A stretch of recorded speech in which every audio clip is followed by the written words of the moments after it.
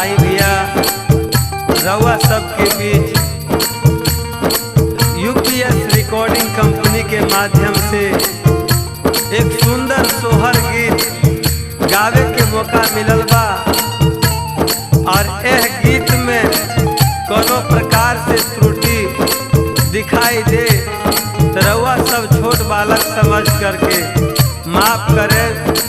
तो आई गीत के माध्यम से सुनी और प्यार दुलार दही जा।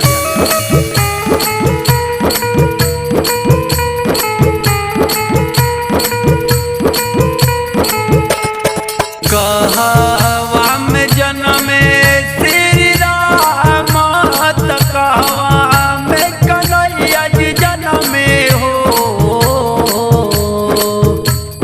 कहवा में जन्मे श्री राम त कहवा में कन्हैया जी जन्मे हो। ए ललना कहवा में जन्मे हनुमान की तीनों घरवा सोहर होला हो। हे ललना कहवा में जन्मे हनुमान की तीनों घरवा सोहर होला हो।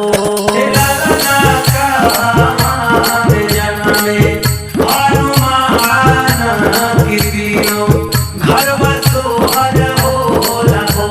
हे ललना कहवा में जन्मे हनुमान की तीनों घरवा सोहर होला हो।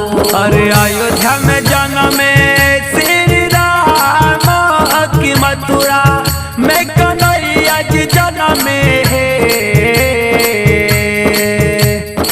अयोध्या में जन्मे श्री राम की मथुरा में कन्हैया जी जन्मे है।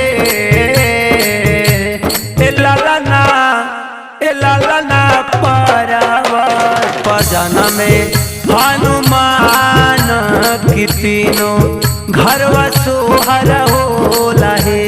ए ललना पर्वत पर जन्मे हनुमान की तीनों घरवा सोहर होला है। ए ललना पर्वत पर जन्मे हनुमान की तीनों घरवा सोहर होला है। ए ललना पर्वत पर जन्मे हनुमान की तीनों घरवा सोहर होला है।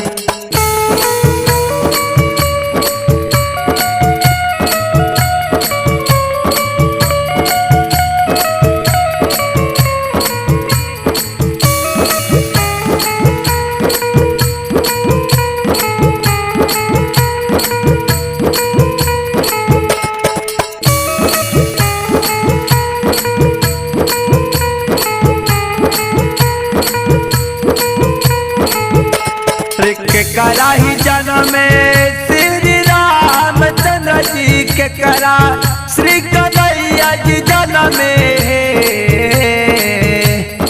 के करा ही जन्मे श्री रामचंद्र जी के करा श्री कन्हैया जी जन्मे ए ललना के करा ही जन्मे हनुमान की तीनों घरवा सोहर होला है। ए ललना के करा ही जन्मे हनुमान की तीनों घरवा सोहर होला है। ए ललना के करा ही जन्मे हनुमान की तीनों घरवा सोहर होला है। ए ललना के करा ही जन्मे हनुमान की तीनों घरवा सोहर होला है।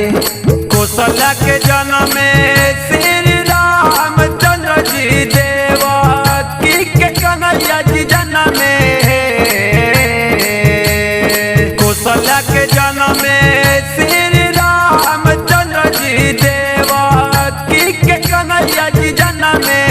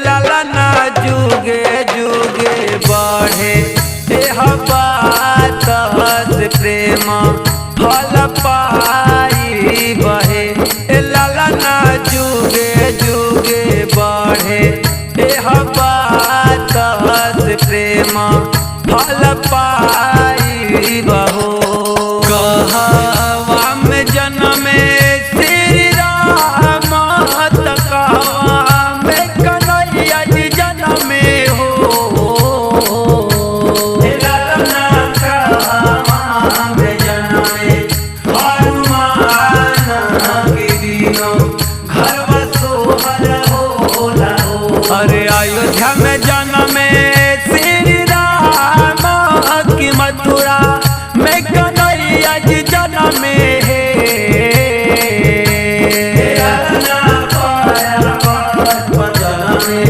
हनुमान के दिनों घरवा सोहर होला हे।